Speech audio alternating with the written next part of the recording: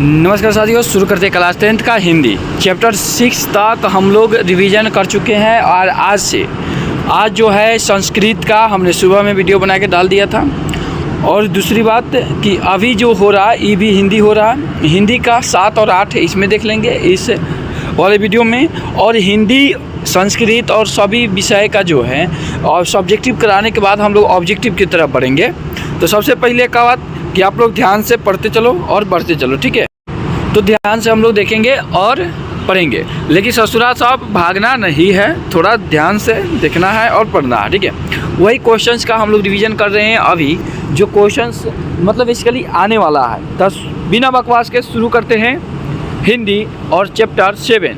पहला क्वेश्चन ये जो बन रहा है इम्पोर्टेंट क्वेश्चन बन रहा है आपके लिए इस एग्ज़ाम के लिए, 2025 एग्ज़ाम के लिए, कि परंपरा का ज्ञान किन के लिए सबसे ज़्यादा आवश्यक है और क्यों।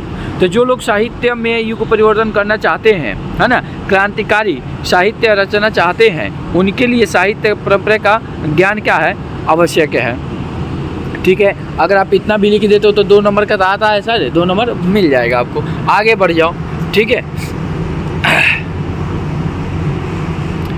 आगे है जो यहाँ पर 4 नंबर क्वेश्चन जो है VBI। देखो हिंदी में कोई ऐसा क्वेश्चन नहीं है जो VBI नहीं है, सब पूछा है, लेकिन कुछ क्वेश्चन ऐसा है जिसका आने का संभावना ज़्यादा है। तो परंपरा के मूल्यांकन में साहित्य के वर्गीय आधार का विवेक लेखक क्यों महत्वपूर्ण मानता है, ठीक है। तो लेखक के अनुसार परंपरा के मूल्यांकन में साहित्य के वर्गीय आधार का ज्ञान महत्वपूर्ण है। इसका मूल्यांकन करते हुए सबसे पहले हम उस साहित्य मूल्य निर्धारण करते हैं जो शोषक वर्गों के विरुद्ध जनता के हितों को प्रतिबंधित करता है। इसके साथ हम उस साहित्य पर ध्यान देते हैं जिसकी रचना का आधार शोषित जनता का श्रम है।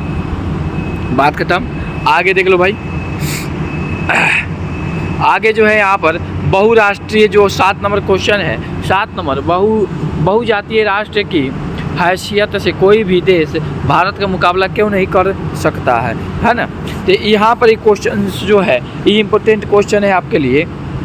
संसार का कोई भी देश बहुजातीय राष्ट्र की हैसियत से इतिहास को ध्यान में रखे तो भारत का मुकाबला नहीं कर सकता है। यहाँ राष्ट्रीय एक जाति द्वारा दूसरी जातियों पर राजनीतिक प्रभुत्व कायम करके स्थापित नहीं हुई है ना। अब तभी मुख्यतः संस्कृति और इतिहास की देन है। इस देश की तरह अन्यत्र साहित्य परंपरा का मूल्यांकन महत्वपूर्ण नहीं है। अन्य देश की तुलना में इस राष्ट्र के सामाजिक विकास में कवियों की विशिष्ट भूमिका रही है, ठीक है। आगे बढ़ो।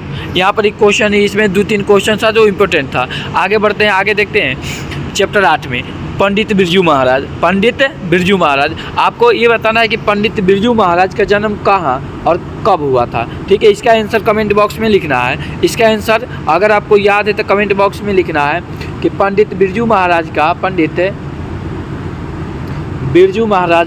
है ना जन्म कब और कहाँ हुआ था, है ना। और इनके चाचा का नाम क्या था, ठीक है। इनके चाचा का नाम क्या था, इसका जो एक नंबरिया क्वेश्चन पूछता है ना इस साल, देख लीजिएगा पंडित बिरजू महाराज के चाचा का नाम क्या था, ये पूछेगा आपसे, ठीक है। तो पहला बात यहाँ पर पहला क्वेश्चन ही आपके लिए इम्पोर्टेंट बन जाता है कि पंडित बिरजू महाराज जो थे कौन कौन से वाद्य यंत्र बजाते थे, ठीक है। तो बिरजू महाराज सितार, गिटार, हारमोनियम, बांसुरी इत्यादि सब बजाते थे, ठीक है। आगे बढ़ जाओ। किन के साथ नाचते हुए, यहाँ पर क्वेश्चन इंपॉर्टेंट है आपके लिए, किन के साथ नाचते हुए पंडित बिरजू महाराज को पहली बार प्रथम पुरस्कार मिला था। तो शंभू महाराज चाचा जी, यही नाम था इनके चाचा जी का, ठीक है। एवं बाबूजी के साथ नाचते हुए पंडित बिरजू महाराज को पहली बार प्रथम पुरस्कार मिला था, ठीक है। यहाँ पर 2 नंबर क्वेश्चन भी हो गया। लखनऊ, देखो इसमें बहुत जो क्वेश्चन है ना इस सब ससुरा क्वेश्चन में निमन है, ठीक है। 3 नंबर क्वेश्चन देखो, लखनऊ और रामपुर से बिरजू महाराज का क्या संबंध था। तब देखो बिरजू महाराज का जन्म लखनऊ में हुआ था, यही पूछे है ना। रामपुर में महाराज का अत्यधिक समय व्यतीत हुआ एवं यहाँ विकास का सुअवसर मिला था। बस आगे बढ़ जाओ, आगे बढ़ जाओ। देखो कौन सा क्वेश्चन, बिरजू महाराज की कला के बारे में आप क्या जानते हैं, संस्था से जुड़े हुए संपर्क में आए। हाँ, ये क्वेश्चन आपके लिए इस साल आ जाएगा। ये क्वेश्चन इंपॉर्टेंट है, एकदम बढ़िया सा इंपॉर्टेंट है। कौन नंबर 4 नंबर क्वेश्चन, है ना। नृत्य की शिक्षा के लिए पहल बिरजू महाराज किस संस्था से जुड़े और वहाँ किनके संपर्क में आए थे, ये क्वेश्चन पूछेगा।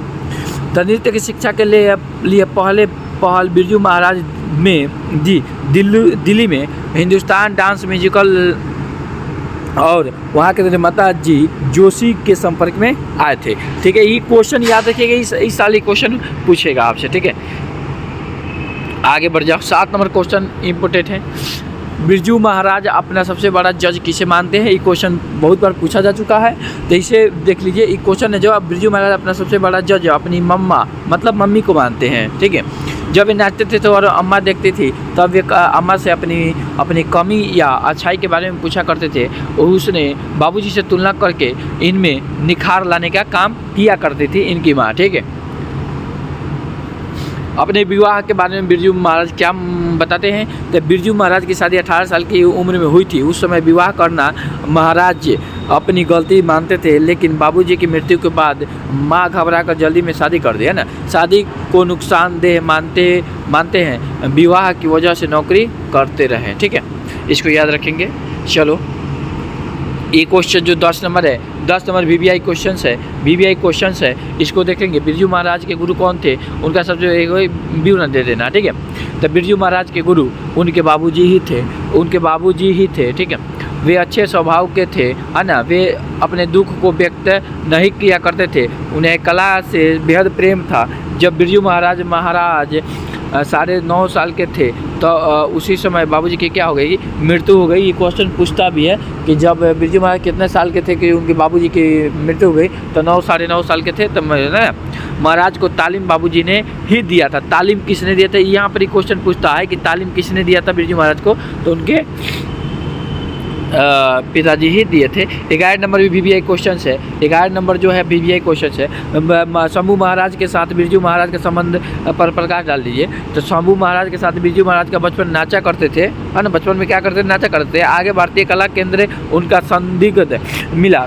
शंभू महाराज के साथ सहायक रहकर कला के क्षेत्र में विकास किया। शंभू महाराज उनके चाचा थे। से क्या थे? उनके चाचा थे। बचपन से महाराज को उनका मार्गदर्शन मिला। ठीक है, उनके चाचा के द्वारा ही उनको मार्गदर्शन मिला था। हाँ, ये क्वेश्चन पूछता है भाई, ये क्वेश्चन पूछता है रामपुर के नवाब की नौकरी छूटने पर हनुमान जी को प्रसाद क्यों चढ़ाया था? तो रामपुर के नवाब की नौकरी छूटने पर हनुमान जी को प्रसाद चढ़ाया था क्योंकि महाराज जी 6 साल की उम्र में नवाब के साहब के यहाँ नाचते थे, है ना। अम्मा परेशान थी। बाबूजी नौकरी छूटने के लिए हनुमान जी का प्रसाद मांगते थे। नौकरी से जान छूटी इसलिए हनुमान जी को प्रसाद चढ़ाया था। ठीक है, आगे